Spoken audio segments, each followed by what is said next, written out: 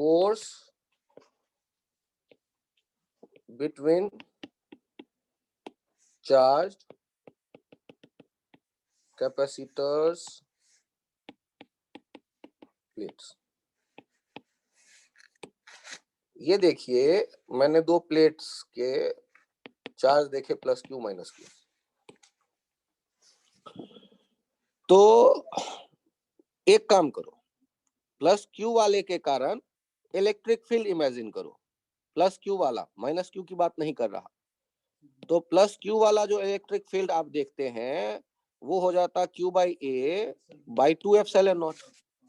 ये electric field plus वाले charge के कारण, और उस इलेक्ट्रिक फील्ड में माइनस क्यू मौजूद है।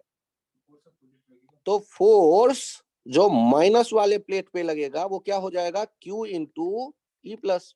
और वो फोर्स जो होगा वो एट्रैक्टिव नेचर का होगा। एफ जो इस पे लगता दिख रहा है, एफ माइनस वाले प्लेट पे माइनस क्यू वाले के साथ, वो एट्रैक्टिव नेचर का हो गया। तो ये क्या हो जाएगा, Q square by 2a epsilon not. यदि आपको चार्ज पता है तो आप फोर्स ये जो है एट्रैक्टिव नेचर का होगा, ये भी पता चल गया। एफ लिखेंगे Q square by 2a epsilon not, और ये एट्रैक्टिव नेचर का होगा।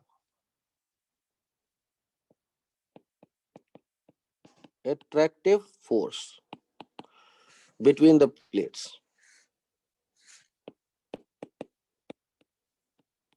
between the plates, ये Q square by 2a epsilon not.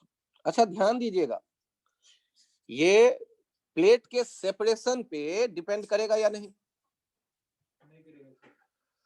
तो प्लेट के सेपरेशन पे डिपेंड नहीं कर रहा है, लेकिन यदि ये बैटरी से जुड़ा रहेगा कैपेसिटर और तब प्लेट का सेपरेशन बदलेंगे तो कैपेसिटेंस बदलेगा, तब चार्ज बदल जाएगी, तो ये फोर्स बदल जाएगा। ये ध्यान रखिएगा। तो यदि कैपेसिटर आइसोलेटेड है, बैटरी से डिस्कनेक्टेड है, तो इसका चार्ज ना कहीं आ रहा ना जा रहा, तो फोर्स ऑफ अट्रैक्शन डिस्टेंस पर डिपेंड नहीं करेगा। लेकिन यदि ये कंटिन्यूअस जुड़ा रहे बैटरी से और तब इनके प्लेट के बीच का डिस्टेंस आप बदलेंगे, तो डिस्टेंस बदलने से चार्ज बदलेगा, कैपेसिटेंस बदलने पर, क्योंकि भी फिक्स रहेगा तो फोर्स वेरी करेगा। ये ध्यान रख सकते हैं। तो फोर्स ऑफ अट्रैक्शन हो गया Q square by 2a epsilon not. यहाँ एक पॉइंट और समझिए कि ये मान लो आइसोलेटेड है और इसके भीतर मैंने एक डाइलेक्ट्रिक डाल दिया। तो यदि एक डाइलेक्ट्रिक डाल दिया तो इस डाइलेक्ट्रिक के डालने पर यहाँ चार्ज तो बदला नहीं, लेकिन यहाँ बाउंडेड चार्ज आ गया, minus Q dash plus Q dash. लेकिन ध्यान दीजिएगा, जब आप इलेक्ट्रिक फील्ड देखेंगे माइनस क्यू के पास, तो माइनस क्यू के पास किसका किसका फील्ड दिखेगा हमें, ये ई प्लस वाले क्यू का दिखेगा, एक दिखेगा ई प्लस वाले क्यू डैश का, एक दिखेगा ई माइनस वाले क्यू डैश का, माइनस क्यू डैश का। तो ये वाला आपस में कैंसिल आउट हो जाएगा, ये जो प्लस वाला और माइनस वाला है।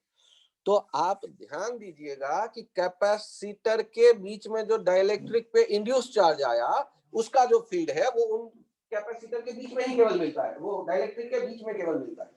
डाइलेक्ट्रिक के बाहर उनका इफेक्ट सुपरपोजिशन के कारण जीरो हो जाता है। तो फोर्स जो इस प्लेट का इस प्लेट से आप देखेंगे वो यही रहेगा, Q square by 2 epsilon not.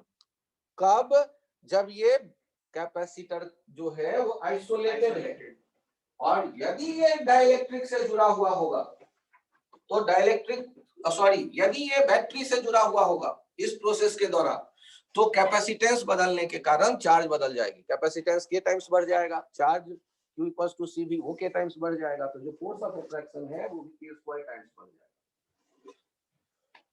तो यहाँ इस बात पे गौर करिए।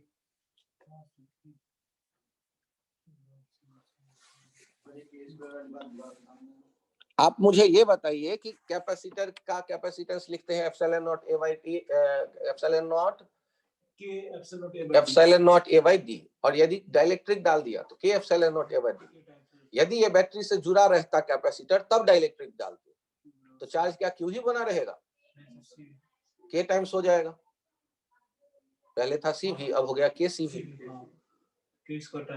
तो जो फोर्स है वो क्या है, पहले जो क्यू था क्यू स्क्वायर पे डिपेंड कर रहा है, अब के क्यू स्क्वायर पे डिपेंड करेगा, के स्क्वायर टाइम्स बढ़ जाए।